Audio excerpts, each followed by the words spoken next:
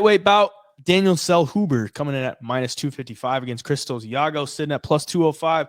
Over under 2.5 rounds, plus 110 for the over, minus 140 for the under.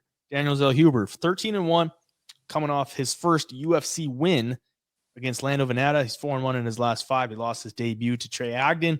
He's 24 years old, going against the 33-year-old Christos Giagos, who had picked up a big win his last time out. And you see they're 3-2 in his last 5. He's kind of an up-and-down fighter, but he has fought some pretty good competition. Losses to Thiago Moises, Armin Sarukian, Charles Oliveira, Drakkar Klose. I mean, he's not losing to bums by any mean. Last time out, got a win over Ricky Glenn, first-round knockout. So maybe a little turning point in his career. 33 years of age, though. I mean, not sure what his ceiling is. Probably not that high. Daniel Zellhuber looked good his last time out, but at the same time, I'm like, it's Lando Venata.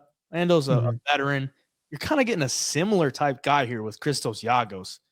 I mean, but he's a bigger favorite than he was last time out. So that's what kind of makes me hesitant on Zellhuber at like minus 250. You think he pulls it off, or you're giving Giagos a chance?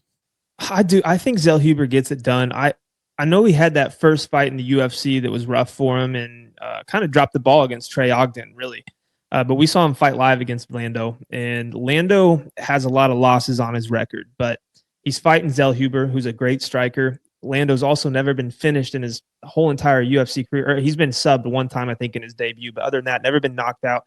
And Zellhuber was really close. He gets the knockdown, had him hurt, and was really touching him and outstruck him by a pretty decent amount. I think Zellhuber's kickboxing and his size, being 6'1" at 155, helps him a lot, especially in fights like this against, other guys who are okay strikers, but their game plan is going to be to try to get the fight to the ground. I think his length, his strength, and using the kicks really makes it hard for guys like Christos to get in close to him, to get the takedown where he's going to want this fight.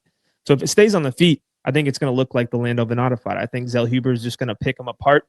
The only difference is we've seen Christos be knocked out or TKO'd by Armin Sarukian. If Zellhuber lands the shots like he was against Venata, I wouldn't be surprised if you see him get a finish here.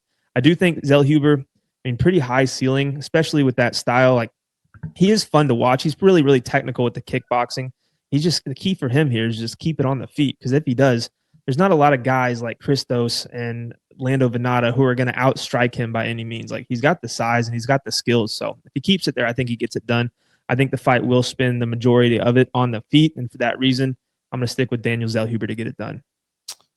Yeah. Not sure about the price, though. Not sure about the price. It's just a tough price. I think he does win. And to go with the fact that Giagos is losing to like pretty much only good competition, he's not really beating any like good competition. Like his wins are Ricky Glenn, Sean Soriano, Carlton Minus, Damir Hadzovic. Like, these aren't any like top of the league guys. And this is his second stint in the UFC. He was cut earlier. He lost to Gilbert Burns, Chris Wade, and then came back, made his second stint debut against Charles Oliveira. So, yeah. I mean, he is dangerous, though, in the first round. He's going to put a pace on you early. So, I don't know, maybe even look to bet Zellhuber after the first round to see how this one plays out. But either way, he'll be the pick for me. He did get a win over Lucas Almeida on the Contender Series, which looks pretty good. But, yeah, I don't know. I mean, I think he's a young kid who's probably still improving as well. So, I mean, you would expect him to make leaps every time he goes into the octagon, getting more comfortable and using his skills. So I think he probably wins, but it's just the price is a little touchy for me. I'm not the biggest fan of it.